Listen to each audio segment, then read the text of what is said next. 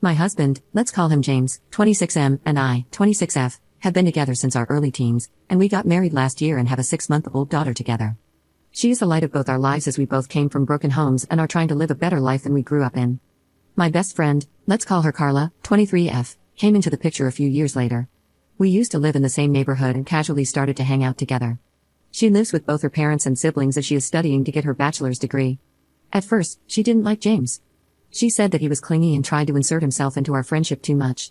Well, he is my husband, so I would hope that he wanted to be friends with my friends. Anyway, she was civil to him despite how he acted because he was my romantic partner.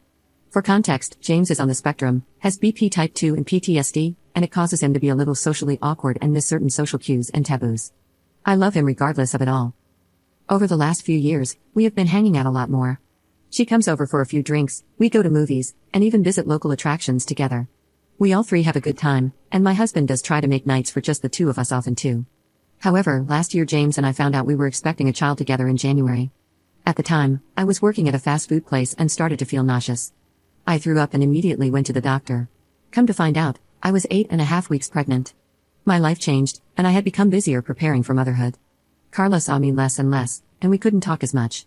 James and I got married almost a month and a half after discovering we were going to become parents. That's when our dynamic changed. Lately, I've been trying my best to juggle being a stay-at-home mom while taking online courses for college, so I've been super busy. One day, James gets a text, and it's from Carla. She asks if they can talk, as she was upset. He took the phone call despite me protesting, and a few minutes later said, "Hey, we need to go get Carla. Her father is picking a fight with her." I got upset as we were watching a movie together, and I had just gotten the baby down for bed. We go to her house, which is about 20 minutes away, and she stays with us for a night. As I get our daughter back down to bed, Carla asks to cuddle with the two of us in our bed. I was hesitant. I have issues with claustrophobia due to a traumatic experience as a child, but James gave the go-ahead, and we settled in for the night. Carla's dad called to apologize, and she went back home. Once she was gone, I blew up at James. What he did was not only inappropriate but also disrespectful to my boundaries. Ever since, when she has an issue with her dad, she calls James and vents. One day, while my in-laws were staying with us, my mother-in-law overheard a conversation with James and Carla. She was concerned and asked me if I was okay with it. I said, no, not really, but every time I bring it up, he gets defensive, saying that she needs help, that she is going through a hard time, blah blah blah. It is important to note that my mother-in-law was cheated on in the past by her ex, my husband's father. We are also extremely close, and she sees me as a daughter. She hates cheaters with a passion, and my husband was using the same excuses his father did. She asked to speak to him privately and walked to our living room. They got into a heated argument, and James apologized to me. He said he didn't know that it was hurting me and causing issues in our marriage. I asked him, how would he feel if I had asked him if another man could sleep in the bed with us? He kind of deflated and tried to say, it's different, blah blah blah. His stepfather spoke up and said, it is the same, you're uncomfortable with it and so is she, so quit with the excuses. James respects his stepfather quite a lot since he raised him since he was 8, and his own father was in and out of the picture. Once the dust settled, my husband truly apologized to me for his actions and said that he would do better. I kissed him, and that was that. However, I wouldn't be right here if that was the end of the issues. Lately, Carla has been calling him 3 to 8 times a day. She says it's because she is bored and has no one else to talk to. I snapped, and I called him out over the nonchalance about the situation, how when she calls, he answers, how it is making me feel like a third wheel in my marriage, etc. He just says, she's just lonely. You're letting it get to you. That night, I slept in the living room. I'm starting to suspect that she is trying to monopolize his time. She calls him for over an hour each time she calls, they talk, she complains about her life, etc., almost like she is his girlfriend or something. I'm starting to find this relationship troubling, and it's getting to the point that it is affecting my marriage. Where do I go from here? Update 1. So, some things have happened, and everything about this situation sucks. I don't know if I will be okay for some time, but the baby and I are currently staying with my friend. To start, James and I are getting a divorce, and Carla is no longer a friend to me or our mutuals. The betrayal is too deep for her to be friends with our group. As most of you assumed, James and Carla are indeed having an affair. It started about 3 months ago and just turned physical last month. They were planning on just up and leaving after James served me divorce papers. They used the ruse that he was helping her through emotional issues to hide the fact. I was crushed. She wanted to clear the air before it got worse, and that was when she let wind that James was going to try to get me to terminate my rights to my child in order for Carla to adopt her. Their reasoning is because of my borderline diagnosis a few years ago that supposedly makes me unfit to be a mother, and he was sure that the courts would agree. She then handed me 2 separate stacks of paperwork and left. I am contacting a lawyer as I am writing this. I am seriously hurt. You guys were right. Carla was a snake and only told me this so she wouldn't feel guilty. However, I am not letting my soon-to-be ex-husband bully me into termination of my rights. I called him afterward and got very heated about what was going on. James just sat there in silence. I was crying afterward, and I pleaded with him to tell me what I did wrong. He said I wasn't putting out like a good wife should, and I wasn't able to give him a big family, so it's all my fault. For context, I had a near-fatal complication with the delivery of our daughter, where I bled throughout the entire labor. I had to have 2 blood transfusions and haven't fully recovered from it. I was not cleared for any strenuous activity for 3 months, including bedroom intimacy. James was getting unsatisfied with all my doctor's appointments and not getting the bedroom fun that he wanted.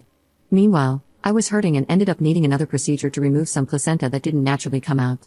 I even had to have my tubes tied because if I have another child, I won't make it. James wanted at least 2 more kids, so this put an end to his plans. I thought I knew him, but he's a complete monster. We were together since we were 15, and this is how he repays me. I am absolutely heartbroken. I'm going to step back and take some time to adjust. There is no chance for a healthy co-parenting situation. I'm fighting for primary custody with supervised visits. Carla will not have any access to the baby, as I will ask the judge to make a clause preventing her from interacting with my daughter. Thank you everyone for the advice. Edit. I spoke to a lawyer who is helping me at a reduced rate, and my in-laws are helping me foot the cost of a lawyer against their wayward son. With all the info that I have, including some threatening texts from Carla and James, I have decided to file for a protection order. They were even stupid enough to send me a text that pretty much confirmed the blackmail. I intend to use this to my advantage in the upcoming divorce proceedings as evidence of emotional abuse. James has continued to maintain that I need to terminate my rights to our daughter and that she'll have a better life with Carla, but I shut that crap down. I go to court Friday for our divorce proceedings. We have a mediator that my lawyer is speaking to directly for me so I don't have to deal with James's bully tactics. Update 2. Hello guys, it's been a while, and I have some news. Firstly, I got full custody of my daughter with supervised visitation from my ex. His own words came back to haunt him. I had proof of all his threats and the blackmail of him trying to get me to sign away my rights, and the judge wasn't happy. He tore into James and Carla about their behavior and how they tried to blackmail me, and he expressed how lucky they were that I didn't press charges for extortion. Because of their bad behavior, he told them that he couldn't in good conscience grant shared custody due to the evidence of their behavior towards me. He was also concerned that they would try to run off with her. Next, because of all the behavior and aggression towards me that was unwarranted, my protection order was granted. My mother-in-law, who stayed beside me in court, volunteered to facilitate the supervised visits until my divorce becomes final. If Carla and James try to contact me again, unless it is strictly about our daughter, then both will go to jail. James has to pay me child support, and of course, he tried to protest it, but it wasn't happening. Lastly, after court, James said something that kind of broke my heart about our daughter. If he can't have primary custody, then he is going to petition to terminate his rights. He doesn't want to be tied to me anymore and is willing to let my daughter suffer for it. So my daughter pretty much just lost her father because he would rather break away from me and pretend that I don't exist. I have some additional information from Carla that she said to me afterwards. Apparently, she is infertile due to an illness she suffered from as a teenager. She wanted a baby so badly and to get me out of the picture so that they could play happy family with my daughter. I was stunned. She then asked me if I was happy for tearing their family apart. I had to look at her for a second. She's the homewrecker, not me. I wanted to slap her so badly. Because of her, my daughter is probably going to lose her father. That's all that I have for you. My next update will probably be when the divorce finally happens. Update 3. The court was on Friday, and I was waiting for the dust to settle before posting again, but my soon-to-be ex-husband was recently hospitalized. Carla called me this morning, crying, despite the court order. James tried to commit suicide this morning and she found him just in time. He's in the hospital now, and the doctors don't know how long he will be there, but I will keep my hopes up for a speedy recovery. Despite the literal hell he has put me through, he is still the father of my daughter. I'm not pressing charges this time against Carla because it was a dire emergency. James is stable, and they are transferring him to another facility for the foreseeable future. I feel almost sorry for her. I don't know when I'll be back.